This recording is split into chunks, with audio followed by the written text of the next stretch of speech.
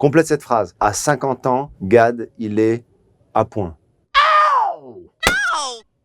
I feel good.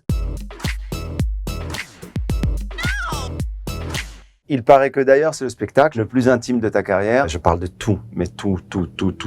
Et je sais que la presse veut pas me poser la question de est-ce que c'est le spectacle de la maturité parce qu'ils ont peur d'être ridicules, mais moi je la veux cette question. J'ai eu 50 ans, je veux la question. Alors, est-ce qu'on peut dire que c'est le spectacle de la maturité? Et moi je dis, c'est le spectacle de la maturité. La dernière fois que tu t'es senti vieux, c'est il y a exactement 4 secondes, j'ai fait ça parce que je me suis aperçu qu'il y avait une caméra là.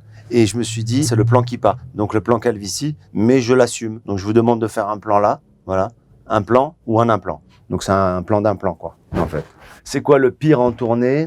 Pas réussir à régler le chauffage clim dans les chambres d'hôtel. C'est trop chaud, trop froid. T'ouvres la fenêtre parce que il fait trop chaud et après il fait trop froid. Après tu fermes la fenêtre et après c'est un hammam. J'aime bien dormir à la bonne température. Ça me met de bonne humeur. Ça te manque les States? Non, j'ai aimé les States, ça m'a inspiré les States, j'ai appris aux States. La France m'a trop manqué, le public m'a manqué. Je suis comme un mec qui dans le couple a eu une aventure pour un vertige et qui retrouve les vraies valeurs de l'amour qu'on lui donnait et qui n'a pas su vraiment chérir et garder quelque part. L'expression marocaine qui ne te quitte pas, c'est tfou. C'est pas très élégant, mais quand il y a un truc qui te contrarie, quand il y a une mini colère, fou, c'est fuck, c'est shit, c'est oh merde. Tu vois, là aux États-Unis par exemple, ils auraient coupé merde, fuck, shit. Ils sont bizarres quand même. Nous on coupe pas. Regarde, fuck. Avec tous les humoristes qu'il y a aujourd'hui, comment on fait pour rester dans le game? On continue à muscler ce muscle qui est l'esprit, le regard affûté de l'humour et on essaie de comprendre et de voir ce qui se fait. Je ne conçois pas faire le métier d'humoriste à 50 balais sans aller dans les comedy clubs. Si t'es un homme qui fait du stand-up ou une femme, très important de dire un homme ou une femme parce que c'est vrai, si tu es comédien,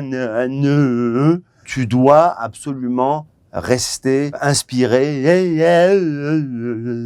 Je ne sais pas comment font les humoristes stars pour ne pas aller dans les clubs, pour ne pas se rôder. Je comprends pas. Peut-être c'est des génies. Tu nous chantes un extrait de Armstrong.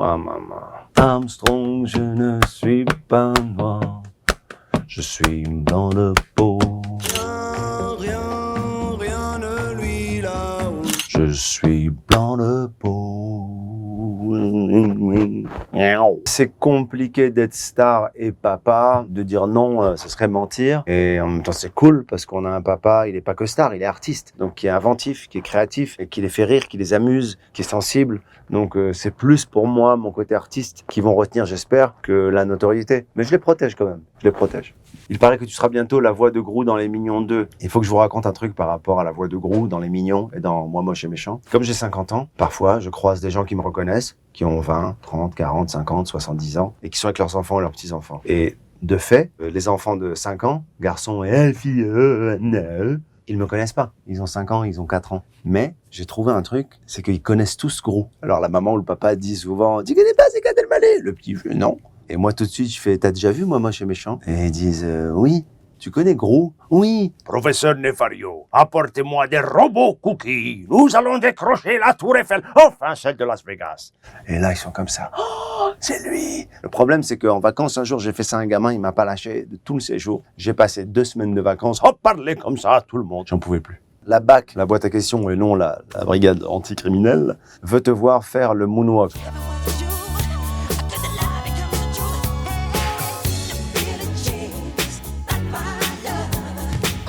La personne disparue avec qui tu aurais aimé dîner. Souvent, on pose cette question-là en disant avec qui t'aimerais dîner qui n'est plus là. Mais moi, j'aimerais dîner avec quelqu'un qui n'est plus là, avec qui j'ai déjà dîné parce qu'il me manque. Il y a Eli Kakou, voilà. Si je pouvais passer un moment avec lui, s'il avait pu être là quand j'ai été un peu malmené, j'aurais aimé aller dîner avec Eli et me confier. J'aurais aimé que sa sensibilité, son écoute, son regard m'apaise. Et je pense qu'il m'aurait dit des choses intéressantes et il aurait montré juste sa nature comique qui est puissante. Après 25 ans de carrière, si tu ne devais choisir qu'un seul moment, ce serait lequel? Je pense que je prendrais le 10 décembre 1994. C'est la première fois de ma vie que je suis monté sur scène. Sauf que ce jour-là, à Montréal, tout mon corps est bloqué. Il y a 12 personnes dans la salle, dont 8 de ma famille. Ce jour-là, j'ai compris que c'était dur la scène et que j'allais y arriver. Qu'est-ce qui te dépasse en 2022?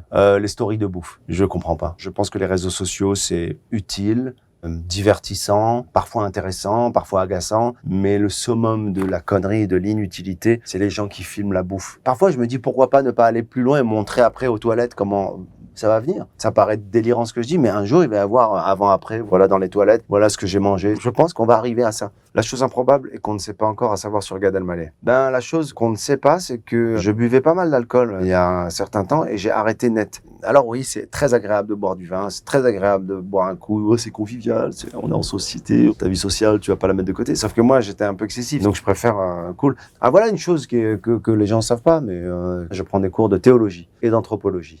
Ça me passionne et que je suis une femme. Mais sinon, voilà, ça c'est un détail. C'est fini déjà. Ça y est, c'est fini.